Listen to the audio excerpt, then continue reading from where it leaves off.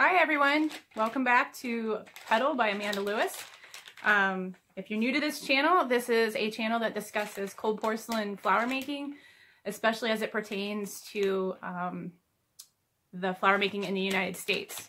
I've been on a quest to find a clay that is flexible and white. There are other clays available. Modena is a common one that's used for flower making. The downside with Modena is that it's off-white. It's also very hard. When you get it, it has a much stiffer consistency, which for some beginners is actually very useful because it's not sticking to your mat and sticking to your tools and things like that. So NARA flower clay is all white. It's locally available. It's flexible, so you'll see that in the video. And it is reasonably priced. So this is $11.99, and I did get it at Hobby Lobby. Now Modena, which I sometimes use, is about $15 to $18, and it's maybe half of this size. So this is definitely a deal compared to the Modena. Also, the Modena, I have to wait. I have to wait maybe up 4 or 5 weeks to get it because I have to have it shipped in. Either from China, or if I'm lucky, sometimes an Etsy shop in the US just happens to have it stocked. But that's not always the case. It's very sketchy to get it. It just takes forever. So this is nice to be able to just be like, oh, I'm out of clay. I'll just run out to Hobby Lobby and get it. So let's get into this. Let's take a look at it. I've actually already opened this. I'm actually recording this later, so we'll get into the video, see what properties it has, and I think you'll definitely like this product. So let's see what it says. When active, can adhere easily to itself without any glue. Recommended for sculpting flower petals. That's what we're doing. Anything else you guys might need to know? Should be kept airtight to remain soft. Can be mixed with oil-based colors and can be painted with water or acrylic paints. Okay, pretty self-explanatory. Now it feels very soft, so that's exciting. Let me get some scissors. Make this a little more exciting for you all.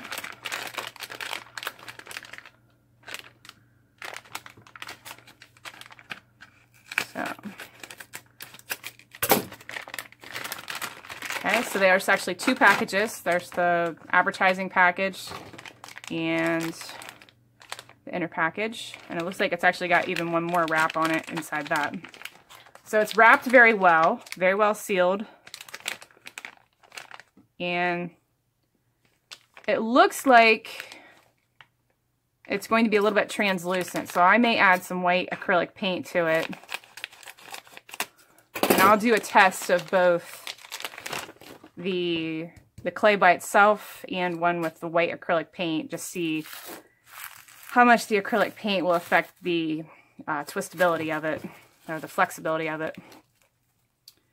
Okay, now I'm noticing glitter on it already, which I'm not crazy about that.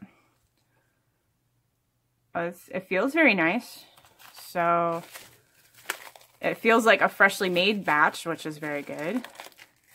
Last thing I want to do is get dust all over a brand new package. So I'm just going to take a little bit off. Yeah, I really like the texture of this already. Let's pull that tight. Stick it back in here. Alright. Okay, so move that out of the way. Let's see how far we can get it to stretch and everything here. So, yeah, it feels very nice. And it smells exactly like my clay. A little bit vinegary.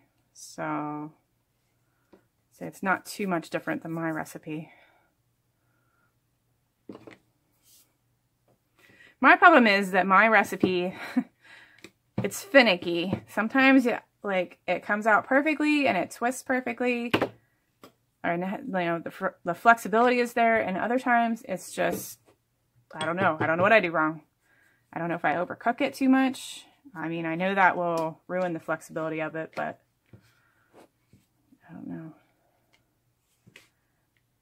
So it's a little sticky. And I don't know where this glitter is coming from. Could be off my table, but I don't think I was messing with glitter.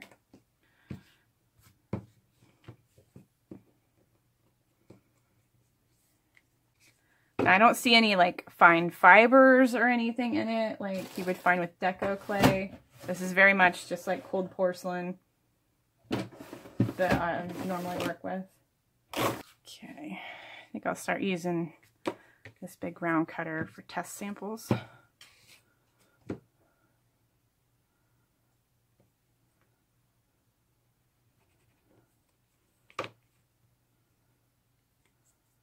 You know, and if this clay is too soft, you can always just let it firm up a little bit and keep mixing it and kneading it.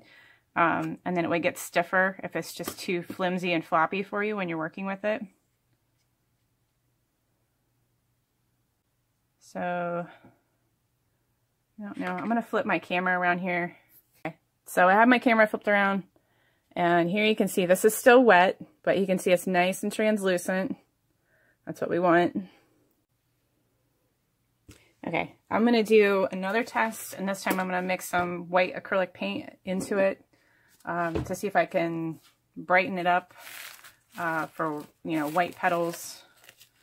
Because as this comes, it's a little bit kind of milky and translucent, which is okay for some things, but when you're mixing colors in, you want them nice and bright, and I think adding a little bit of white paint will be helpful.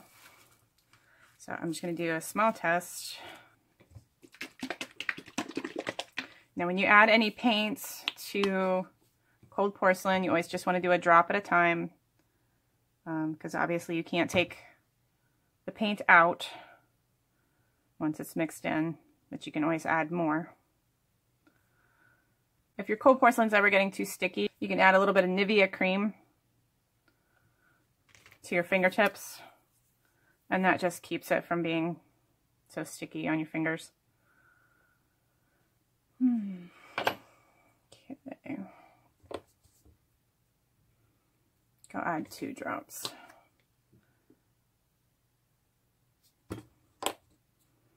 So say for instance I was making a white moth orchid, I would want my petals to be really bright white. And actually any color that I might add to it, I would probably add white first, just so the clay is not as translucent.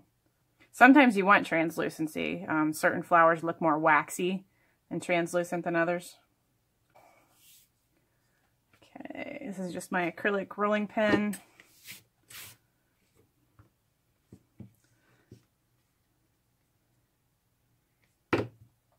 And it's still a little sticky. Add a little cornstarch. Just dust that on each side. And that just keeps it from sticking to my table and sticking to my rolling pin.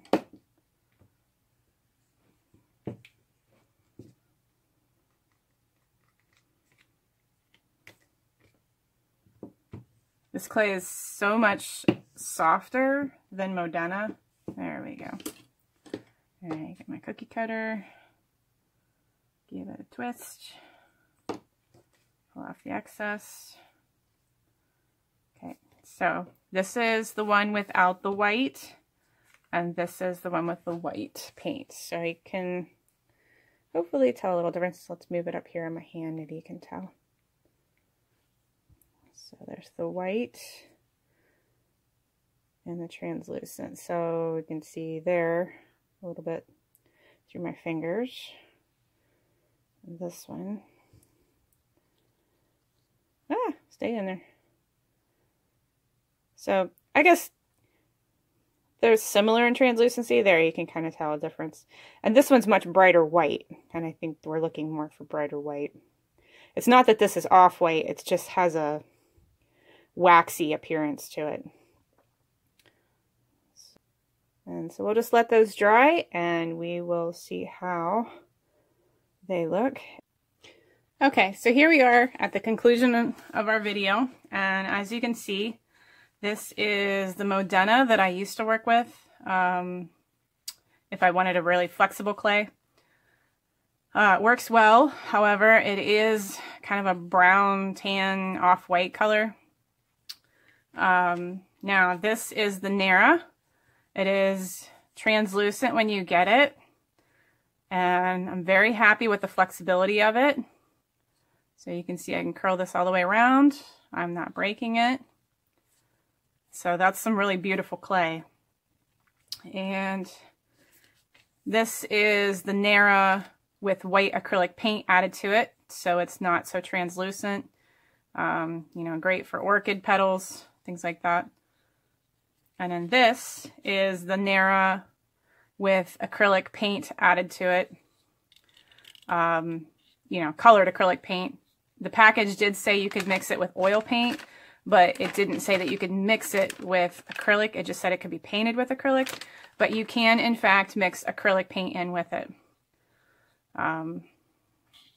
So if acrylic paint is all you have, you are able to use that product with it.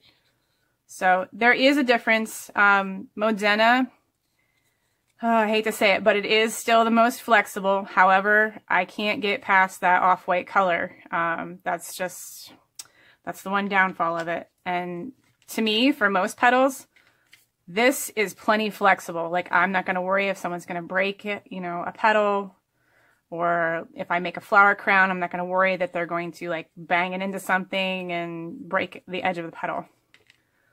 So, and this one is a little stiffer. Every time you add acrylic paint to it, it's going to get just slightly stiffer. So, and this one's even a little bit more stiff. But still, this is plenty flexible for what I need. And, you know, it's not going to rip. I'm pulling on this pretty hard. It's pretty good. Yeah. So, these are all very tough, but I still, from now on, I'm going to be using the NARA clay. I'm very happy with it.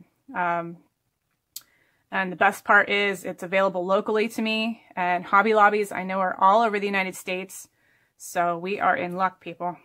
So that's that. If you liked the video, please remember to give it a thumbs up. And if you like my channel, please subscribe. And I'll hope to bring you more great content on cold porcelain flowers and tools and things to make them. Thanks for watching. Bye, everybody.